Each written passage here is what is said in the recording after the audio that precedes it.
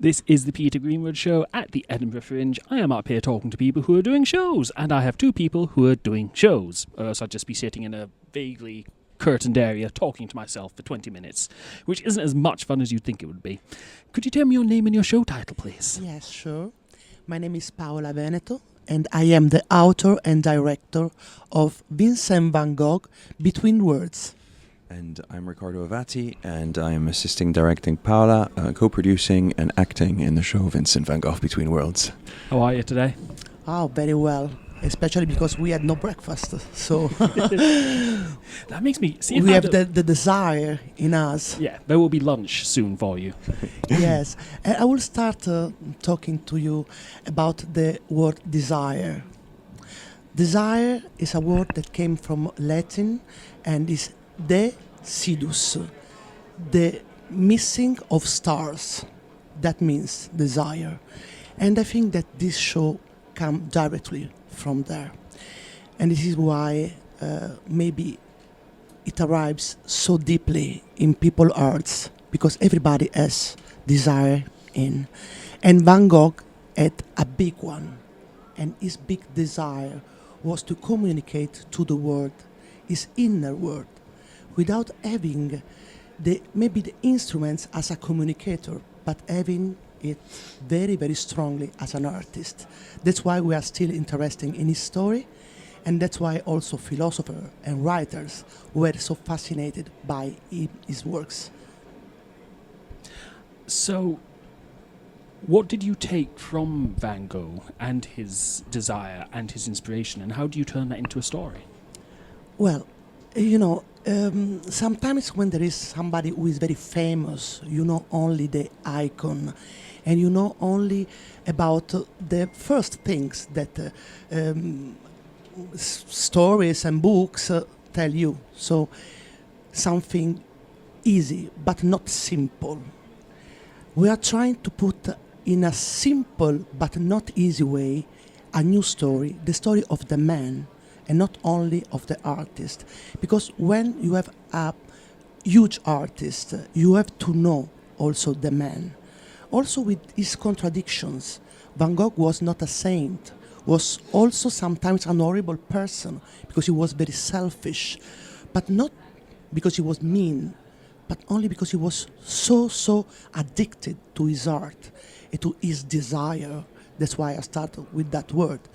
That sometimes everything around him was not important, but at the same time so important to draw. So, this is, I think, the magic in this piece, is to talk about something that you think is clear, but is not, because it's full of shades. And on stage, we put all these shades to find the light about a story, about maybe also a little secret about him. And philosophers as Sartre and dramaturg as Antonin Artaud, they found it so interesting that they study and talk a lot about.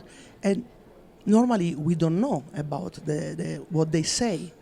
And that's why we choose to put also philosophy in this piece, and also contemporary characters as the student of art. We have here Riccardo Avati, who interpreted brilliantly that character. And we have also the voice of the woman, the only woman who he was in love with. Sian, she was a prostitute, and for sure she had never the opportunity to talk about her feeling and how she was important to him. So I imagined her voice, and I put her voice also to look at the women behind the myth. Sometimes that they are not and they had no voice, especially in the past. Also, we have characters as Gauguin, as other artists, the Impressionists, that speak about their feelings about Van Gogh. So we give a paint, a life about his life and about how people felt him, real people and imagined people. So this is the kind of work I did, something that it came from fantasy, but also on original letters. This is very important to say, because what Van Gogh say is what he really said in his letter to his brother Theo, who is brilliantly interpreted by Will Medland, who is also playing Gauguin, Émile Bernard.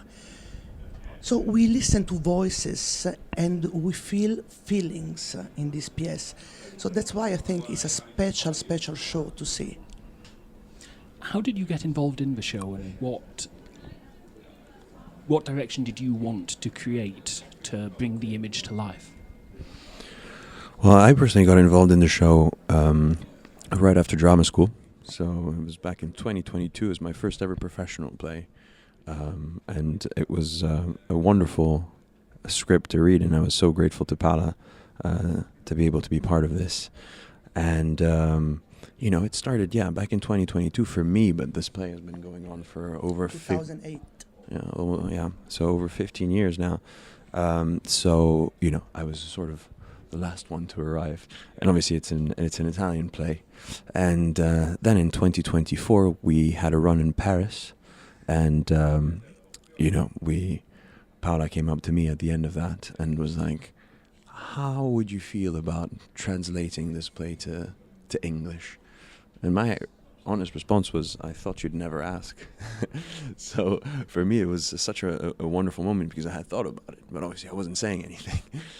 So then we got involved in, we found Maggie Rose, who was the translator for the English version. And I always wanted to bring it to the Fringe. And we had this opportunity also through Maggie Rose. We found Andy Jordan Productions, who are producers here in Edinburgh this year. And through them, we had the opportunity to bring it to Assembly for its first English language premiere. So, it's just a wonderful experience to be able to bring all of that together, all the hard work that Paola had done for so many years, and to finally bring it to a wider audience as well. So, that's what we had. I would like to mention also that our protagonist, Antonio Gargiulo, is Italian, and he did a huge work to learn this script in English, because he was performing in Italian during so many years, and actually is fantastic. So I really invite you to come in inner world of Vincent, but also of Antonio. We have also the fantastic Chloe Offler. She's a Belgian actress. We are a group of people from different countries. Pavel Zelinsky, who played Artaud, is Russian, and our pianist on stage is Spanish. So we are a big rainbow family, really, with a lot of different sensitivities and different way also to approach art. And I think that you can feel it when you come to our theater. Maybe sometimes our English can be like mine now, not perfect. But I'm sure that if you look in our eyes, you can feel the intention, that desire I was talking about. And I think this is our special message here at the Fringe. So you can be different, you can be also imperfect, but in that way you will be true. And the truth is something we are looking for. For example, when Jean-Paul Sartre speaks about Van Gogh, he says he feels an inferiority in front of him.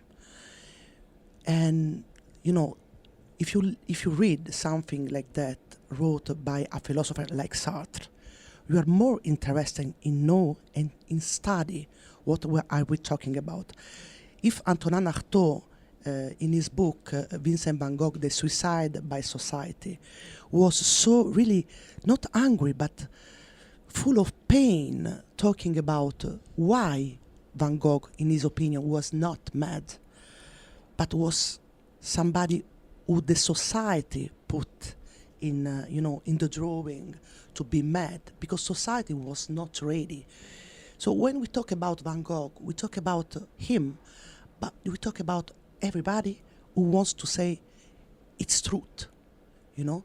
So sometimes you feel afraid to say the truth about yourself and also about what you want to become. If you have a dream, if you have a vision, it's not important if you are a genius or not. It's important that you must feel not alone in this world full of conformism and, algorithm telling you how to be and how to act. I think our show is a kind of manifest talking about this, inviting people, show yourself, show off yourself, maybe in your own paint. Also, if you are not Van Gogh, but you can feel the same if you are true. And this is what we are trying to do, and that's the message I want to give to our audience. Be true, calm. Sometimes you can close your eyes and listen. Also, you don't need sometimes to watch and to look at what you're listening. And when you open your eyes, you will find the actors, you will find the stage, the music, the projection made by Nicola Guerri, very nice projection of the alive paintings. But you will find yourself, and it's not something ordinary. Maybe it's ordinary to listen, but not ordinary to do. And what were some of the truths you found out about Vincent while you were examining his life, and how did you decide what parts of his life to include in the play? How I put it, or how I found the word part. Yeah. Well, I'm passionate about arts in general, fine arts, and Van Gogh was always for me a character who told me something, but at the same time was silent about something else. So I go deep studying a book by Giordano Bruno Guerri, who wrote a book called Madness, with the interrogative point, and after Life of Vincent van Gogh. So there I found a fil rouge between the artist and his life, and I thought it was important to show to people and to tell people how you can find the story in the story. So that was the message I wanted to transmit, but also the truth, not nice. Like Van Gogh was a man who treats not very well women, for example. He was not a misogynist, but he had not a life, a common life, you know what I mean. At the same time, he was a man very, very interested in other arts. So, for example, he was so fascinated, maybe in love with Gauguin. And he was also afraid of his judgment. Gauguin made a portrait of him that made him feel very, very sad and kind of mad. So, you know, there are so many stories around him by the Impressionists, by also the Paris of that period that are interesting to see and to listen to with an historical way of listening and studying also. So we invite also young people to come, young people studying fine arts. Yesterday we had a fantastic girl from the fine arts school, and she was so fascinated by the story because she told her, wow, I didn't know a lot about that. And it's so interesting because now I can feel more what I have been studying during years. So this is a big goal for us. And one of the things you said earlier is you don't think Vincent was mad. So in 2026, we have all kinds of definitions of mental health and kind of ways of treating mental health. So what do you think Vincent's motivation was? Where was he mentally? That's the point of the piece. He was too much. He dared too much. He was a man like an alien. He was not in his own time, and this happened to many people we call mad. Maybe they are only on a different level, and society puts them in a position that take off from them the strength to be themselves and to create as they can. Van Gogh did it, but he doesn't know because he's dead. And when he died, he didn't know. So this is the big pain. And we hope that now, in this new era, treating mental health in a more human way somehow, always less artists have to feel that feeling of being misunderstood and alone. This is the point, to feel alone, to feel that you speak a language that people can't listen to.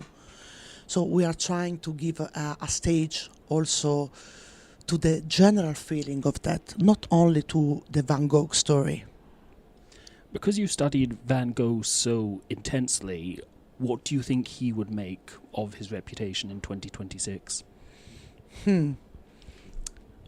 This is an interesting question. It's a good point. Oh, actually, I think that he will be still somebody misunderstood, because he wouldn't be the same as he was at the end of that century.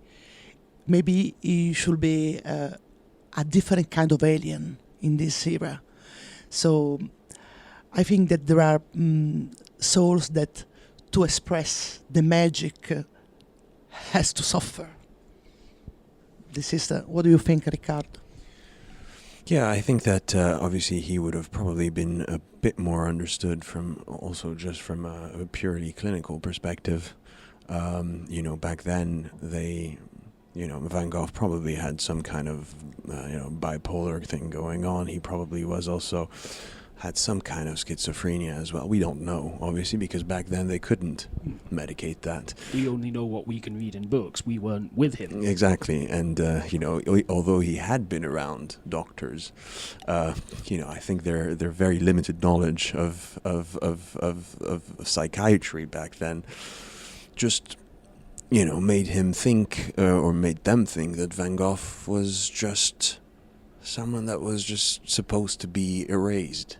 Someone that was supposed to be put aside, locked in an asylum, which he was, even himself. He wanted to be locked in an asylum at some point so he could just paint for the rest of his days.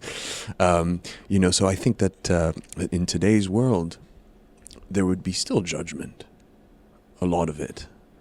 Because, as Paola was saying, someone that we consider a genius is also considered a genius because people do not understand him fully or her fully.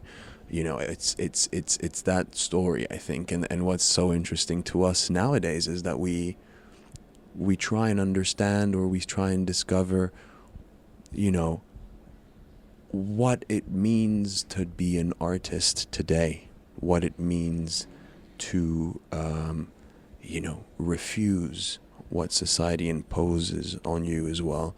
And what it just means to be true to yourself. And even in today's world, as we know, that is difficult because, even now with social media, people are very much on, everyone has an opinion, and sometimes that opinion can come in a very aggressive manner.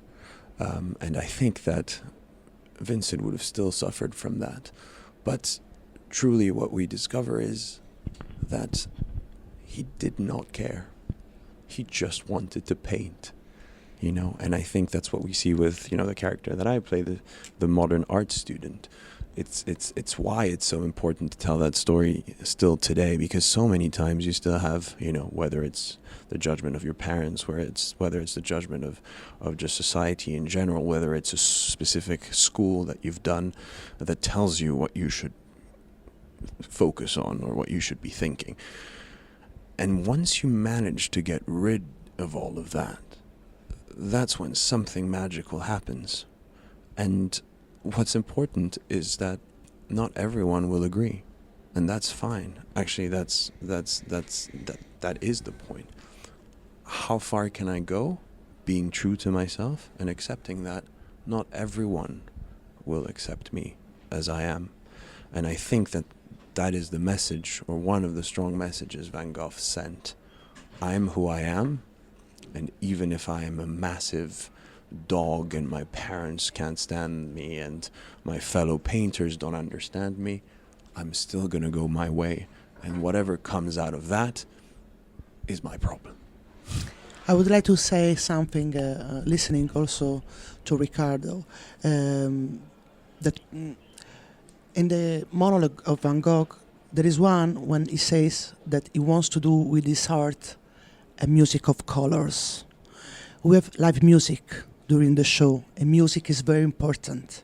We have Juan Pablo Trillo playing live, and also the music of Giacomo del Colle e Lauri Volpi, and this music was written for the show. So feeling that colors, and you can feel it, and this is something that the audience really enjoy. No, Riccardo, and Yes, they do, absolutely. yes, and we are really a very, very, as I told you, rainbow family, and the vibration of each of us is on the stage. We did a little, well, not a little, but a little sacrifice to come here in 7 people. We are living in the wonderful Backhaven. Si dice giusto Backhaven, yeah. Backhaven. We are on the coast, and we are really enjoying that part. Also because that music of colors came from the ocean there, from the seashore, and also from the faces of the people living outside Edinburgh, and maybe a little far from the fringe mood. And anytime we travel by from Backhaven to Edinburgh, we see the fantastic landscape you have here. And I always think, oh wow, Vincent here should be so happy to paint that. And every day when I come back from the fantastic party of the Fringe, I come back to that little house we have in Backhaven. I feel so grateful because really Scotland is fantastic and so full of colors, that music of colors. And I think to start with HTP production, owned and directed by Riccardo, and with this show, it's our lucky star here, and I'm very, very grateful for that. So if I can say, like, the main thing for us also is that we're not trying to tell you what to think, what Vincent is or isn't. We just have our perspective on the story, beautifully written by Paola. But at the end of the day, and I think that's something that for me, and I know that for Paola as well, is so important, is that we want people to just come and see the show and then make up their own minds, because the beauty of this is that everyone will take something different, because at the end of the day, I truly believe that theater is really just a mirror and you're looking at yourself. And so the beauty of this is that we don't go, well, this is what you should think about Van Gogh, We actually don't even go, this is what you should think about art or music or anything. We just go, well, this is this is the story we're telling. And then with that, you do what you want with it. And tell your story to yourself. This is very important. Don't be afraid to tell your own story to yourself, with shadows and lights. Art is that, a human being is that. So, everybody must be with conscience about contradiction and not afraid of that, not afraid to look as a mad. Mad is what is not true. That is mad, because become an illness. That is their true illness, is not to be true with yourself. At the end, the bill will arrive. Where can people find out more about you and the show online? So we obviously are on the edfringe.com website as Vincent van Gogh Between Worlds. We're on the Assembly website also as Vincent van Gogh Between Worlds. If you just type Vincent van Gogh Between Worlds on the internet, you will find plenty of information as well. Obviously now we have this new tool of AI and Gemini and whatnot, and obviously that means that if you just type the name, you will find all the information necessary also there. And we also have our Instagram page, Vincent van Gogh Between Worlds. You'll find all the information there. Andy Jordan Productions as well. We thank a lot Andy Jordan Production, who helps us here a lot. They are welcoming us in this new world. They knew better than us, so we are collaborating in a very virtuous way. Yes, absolutely. And then on HTP Productions as well on Instagram. So, yeah, those are the social media that we have as well at the moment. All the information can be found on there. And then obviously we have our own website actually. That can be found on our bio on Instagram as well. And you will find all the information there, including, an email if someone wants to write for whatever reason. So there's a direct link and a direct contact there. But we're also very happy to, we've had wonderful people texting us on Instagram as well. Yes, so we are very, very grateful to the audience, because a little bit as Vincent, we are a little bit outsider maybe in the way we are telling our story.